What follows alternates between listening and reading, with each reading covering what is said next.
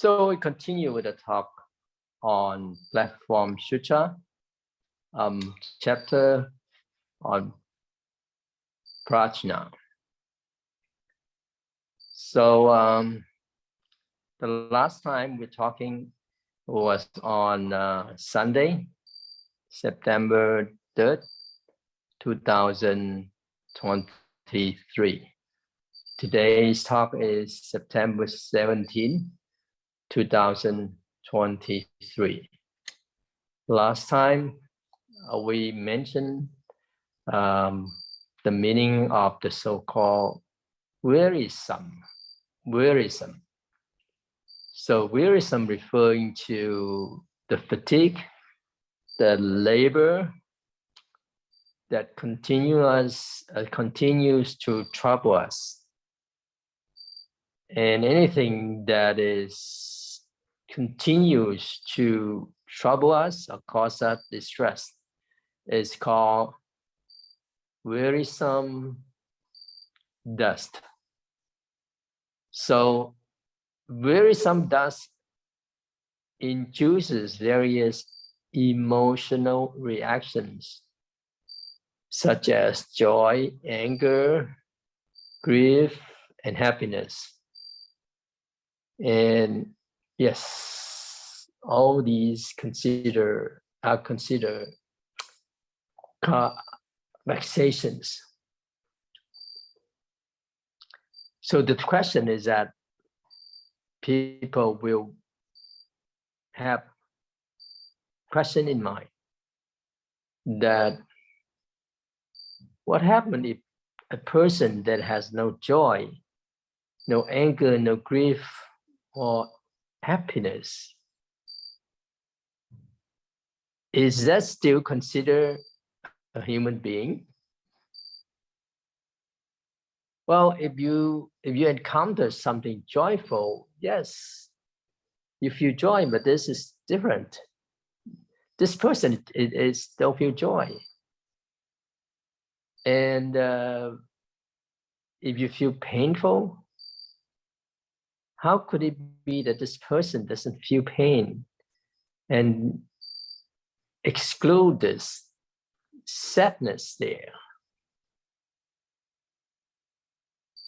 And if the person that is indifferent to all situations that occur before you, can this still be considered a human?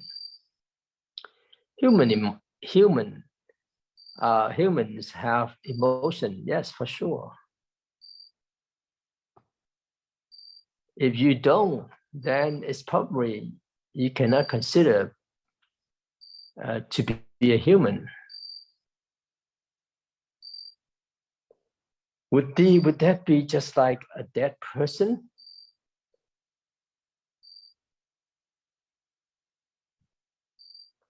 And also the following thoughts that one person that we may have is that if there's nothing worth pursuing or nothing that worries or displeases a person, then that means one will lead a very boring life, right? Well, yes, people have this kind of thinking. But we could take a look at it in an opposite perspective. If our emotions are not easily swayed, if our personality are not impatient, and if we handle things and treat others in a gentle and calm manner, and we won't frequently get hurt or hurting others. So in comparison to those who constantly live in emotional turmoil and always swinging between extreme joy and extreme pain. In such cases, which would you choose? It's possible that people still prefer a vibrant life, laughing wildly when happy and crying bitterly when unhappy. Think about it. If you are such a person, maybe you find yourself annoying because of constant fluctuation between laughter and tears. Therefore, the coolness of Dharma relies in wisdom. And the function of wisdom is not to make us experience extreme joy or sorrow, but to allow our character to be steady, compassionate, and wise in our interactions with others and ourselves. Just like before, we mentioned about this person being affected and have a lot of vexations. So it came to our teacher, and our teacher taught them the lesson.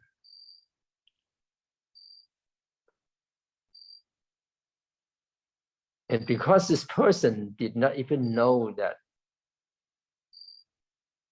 he was affected by the external environment, and of course that create affliction of being angry and being dissatisfied.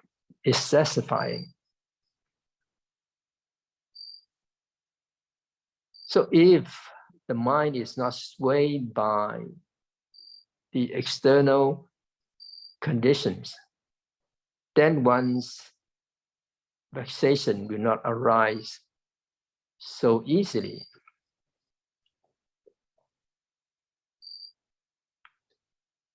Some people are afflicted by their own problems, their lives, the future, their own interests.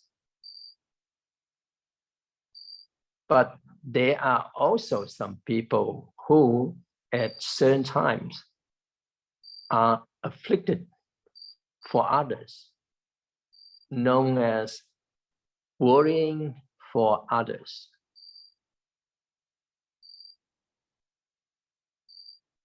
And they worry and they think that those people and matters are serious. If they don't have the spirit of sacrificing themselves to save others, then those people will probably face trouble. And it will be a serious matter. So because of this, they themselves get entangled in a whirlpool of right and wrong. Well, even though they were originally uninvolved, there are quite a few people in the world who meddle in other people's affairs. For example, a city person sees a chicken raised by someone in the countryside. And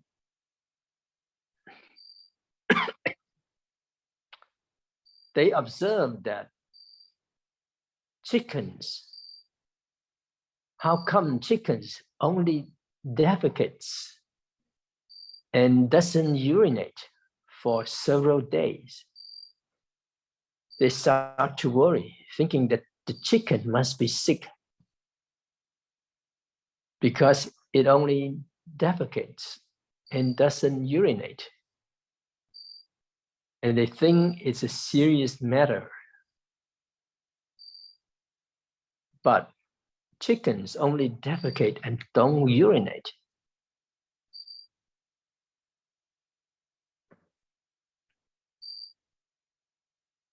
So in the world, there are many people and matters that seem serious and doomed from your perspective. But in fact, they are living well in their own way. They have their own way of living and their own methods. You worry on their behalf, thinking that they are in a desperate situation, but they may have more solution than you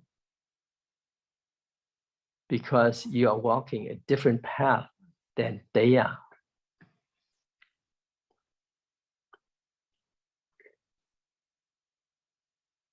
A story that our teacher, Master Sheng Yen, shared was that some of his students or disciples telling our teacher, Master Sheng Yen, Sifu, you ordained at the age of 13, wrote books in your 20s, and have published several books in your 30s. And saying that, teacher, I'm already in my 30s too, but I did not ordain at 13. I still haven't ordained. What should I do? So our teacher replied, don't be anxious. I walk my path and you walk your path. Some people achieve success at a young age, while others achieve greatness later in life. You might surpass me in the future. Many great masters in ancient times achieved their accomplishments in knowledge and practice in their 30s or 40s. That's what happened. Usually, we naturally care for people and things related to us, and that is appropriate. We should care for our relatives, friends, siblings, parents, and children. But excessive worry turns into groundless anxiety. So it is encouraged for everyone to try to care for the people and things in our environment, but also let things unfold naturally. Let them be as they are. Only then will you not impose your standard on others, judge others based on your own view, or accept others based on your own position. If you do so, it would be unfair. And because it's unfair, you will be afflicted. And this is also called worldly dust and vexations.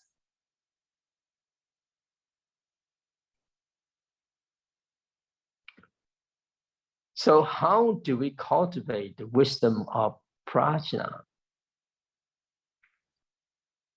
Well, non-attachment to inner and outer, free from coming and going. The platform Sutra states, non-attachment to inner and outer, free from coming and going. Removing grasping thoughts, attaining unobstructed understanding. cultivate this practice is no different from the Prajna Sutra. Now, this Prajna Sutra referring to the Prajna Paramita Sutra. So this means that we should be able to let go of discriminatory thoughts, which is to let go of grasping. So by being free from discrimination and attachment, we can be at ease everywhere we are at that moment. We become people with great wisdom. So the question again, are Buddhas and Bodhisattvas located in our mind or outside of our mind?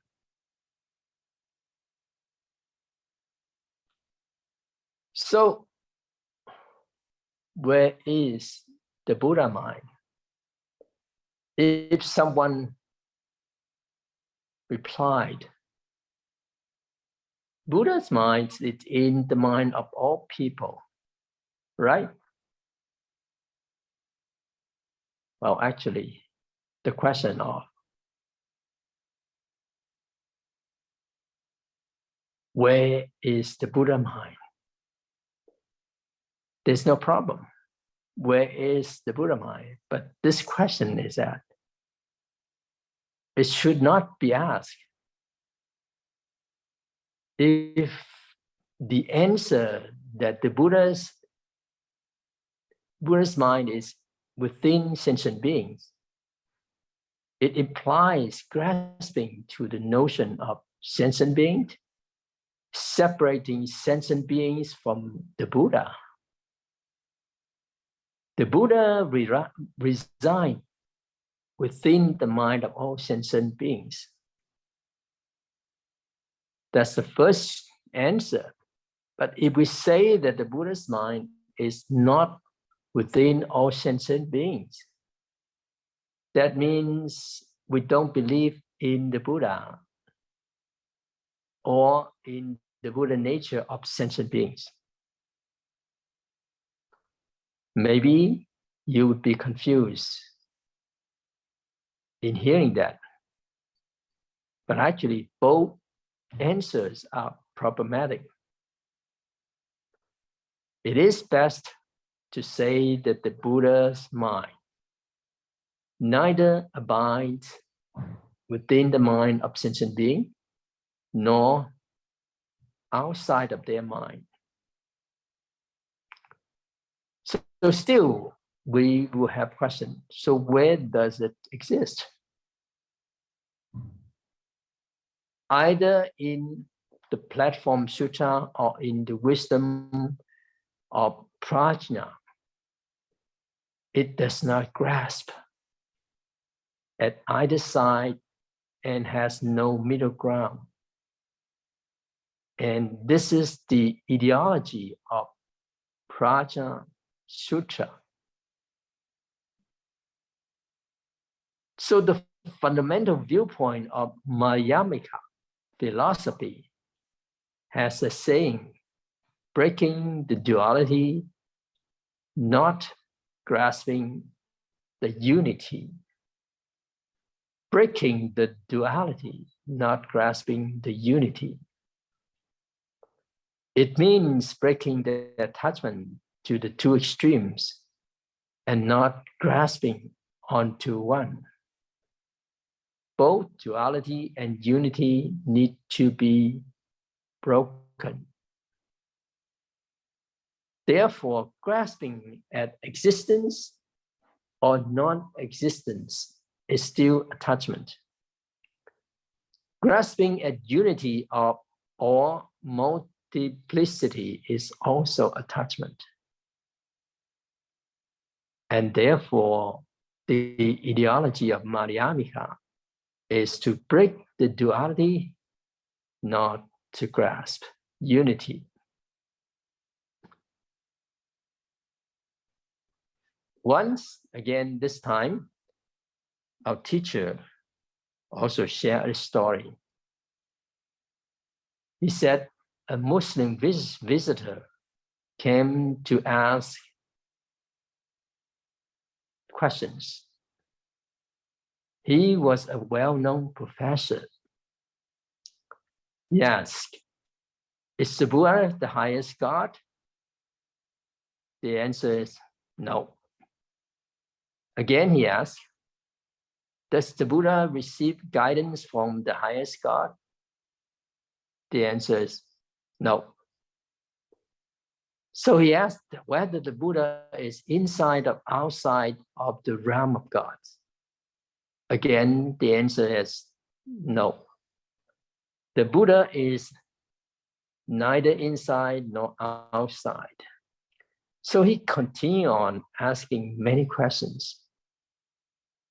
And he was told that Buddhism does not address these questions or have such views. Those views are your views. Saying what is highest, who is under whose care. And our teacher told him that Buddhism doesn't have those perspectives. Again, he asked, then what does Buddhism teach? The answer to him is that Buddhism doesn't discuss these questions. Does that mean Buddhism is atheistic? Now, this is the most important cosmology and worldview. Why doesn't Buddhism talk about it? Again, our teacher said, Buddhism is the greatest wisdom. So it doesn't talk about it because the more you talk about it, the more confused and foolish you become. And that is the sharing. So the so-called non-attachment to inner and outer, free in coming and going. Now the inner here, in the non-attachment to inner and outer, refers to the inner aspect of the mind, and which is both the Buddha's mind and the mind of sentient beings. This mind refers to boundless freedom. It is neither tangible nor intangible. It signifies not being attached to inner or outer. So you could see that here, right here, that this so-called Buddha's mind transcends the so-called duality right there. Not attached to either side, and not attached to the middle as well. So don't imagine that there's something that is neither abides within nor outside. So don't imagine there's something there. Such a thing does not exist. It does not abide in the inner or the outer. And this is emptiness, the Buddha nature.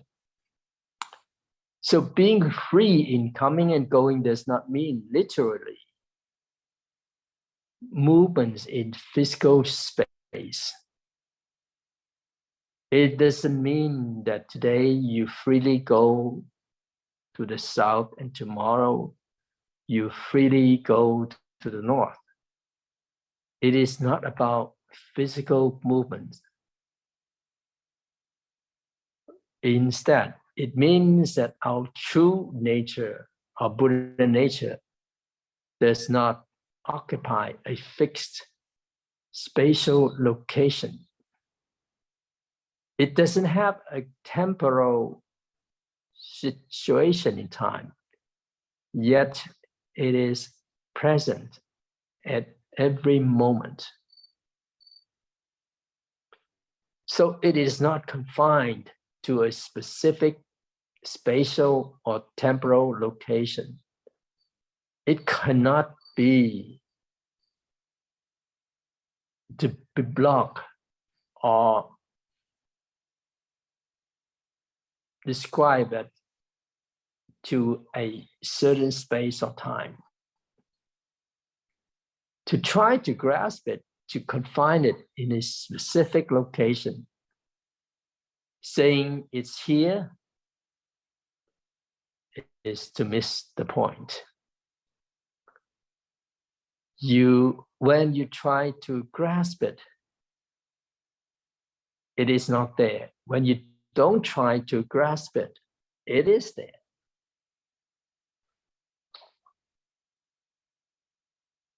One time, our teacher also shared another story.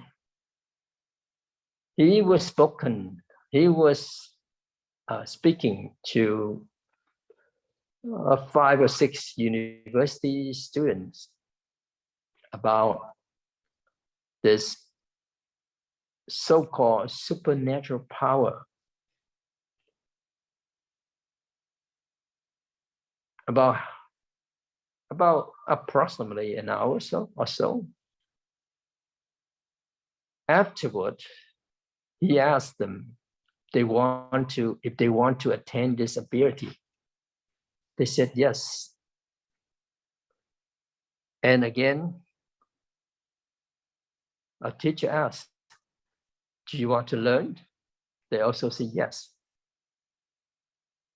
So he said, it's very simple. If you listen to me and can follow through, these supernatural powers will manifest immediately. And of course, our teacher also asked, if this supernatural power referred to the ability to move freely, to instantly see someone or bring back an object from a distant place, this is called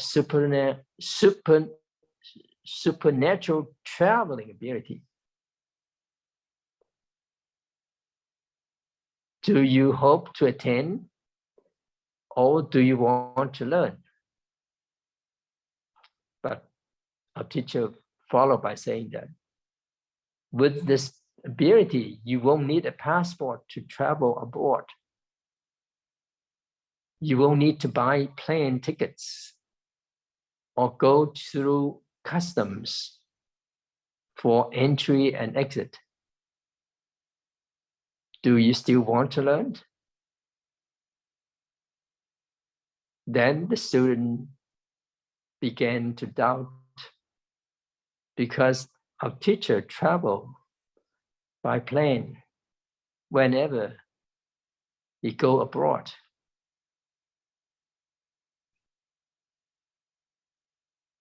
So our teacher said that the true supernatural power is the freedom of mind. It is about being free to come and go with the mind. When our mind is free, even though we dwell within a small space, and that space is of a grain of sand. Sands are small, and this is just a grain of sand. We are living together with the Buddhas of countless worlds and limitless realms in the 10 directions. We turn the Dharma wheel together. Okay, Wow, what ability is that?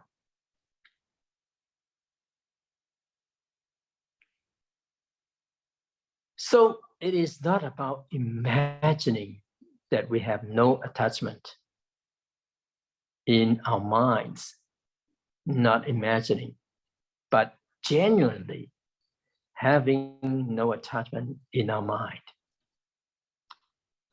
So that is the freedom that one could have in one's mind when there is no attachment. Again, one time our teacher shared a story, a saying that if your mind could become very, very slow, then you could travel on the tip of a string of hair from one end to the other.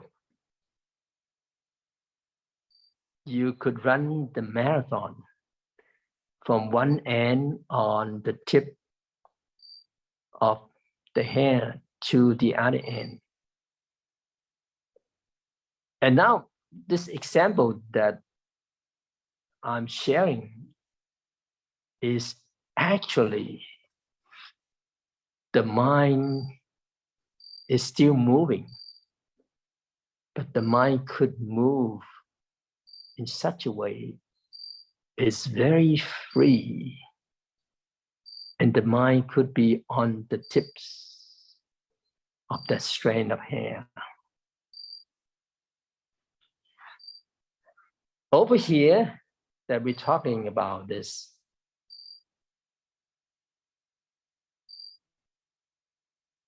in the space of the size of a grain of sand.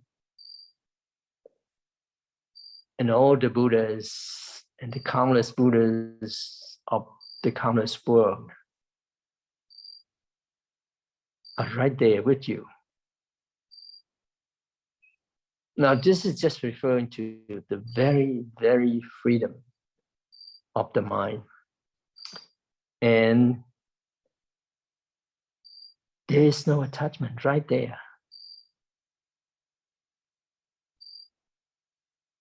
And actually,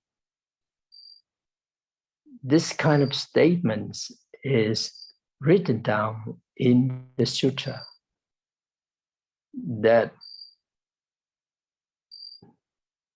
the Buddhas, when he was speaking, expounding the Dharma, all other Buddhas manifest in the 10 directions and all on the lotus. It seems like it's some kind of supernatural power. But this actually referring to mind, the mind could be so vast, so wide and profound. There's no limit. And that's what happens. So what is this attachment then on the saying before? So that refers to if we don't develop attachment to the worldly six sense objects, at that moment, we will attain unobstructed understanding. This unobstructed is a function of wisdom that enables our mind to be free from concerns, eliminating burdens. And at that instant, we are not caught up with vexations.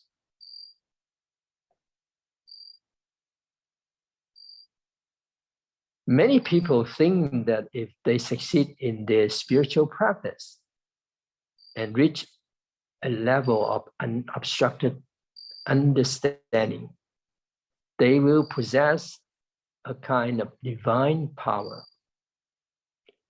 This power can make non-believers believe, turn opponents into followers, and transform evil people into virtuous ones. Therefore, they believe that those who have undergone extensive practice possess divine power. And with this power, they can attain unobstructed understanding, move freely everywhere and speak to Dharma anyone, and enable them to become Buddhists. And this notion is somewhat confusing. So what is the true meaning of unobstructed understanding? We know that in the time of Sakyamuni Buddha, he liberated sentient beings without exception.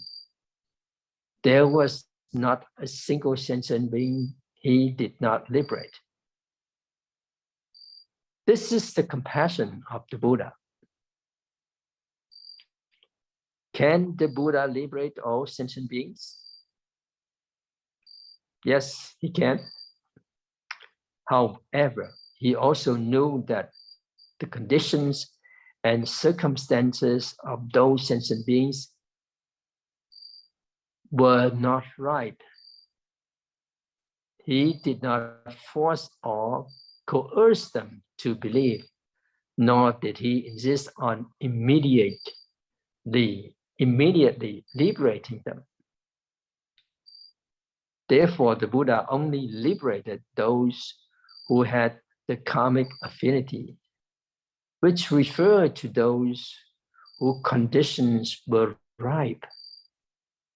For those whose conditions were not ripe, he did establish a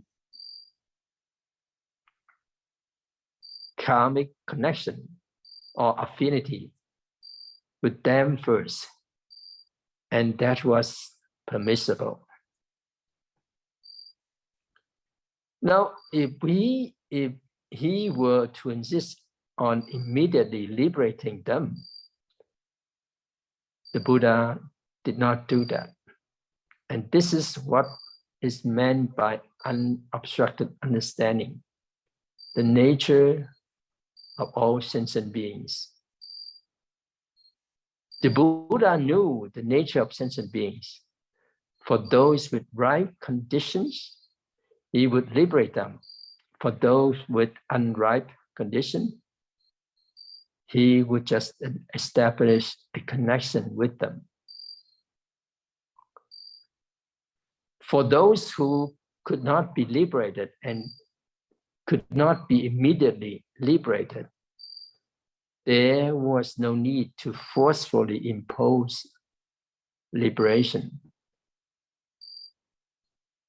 Otherwise, it would be like holding a sword in one hand and the Buddha's sutras in the other hand, saying, if you don't let me liberate you, I will take your life and let you die.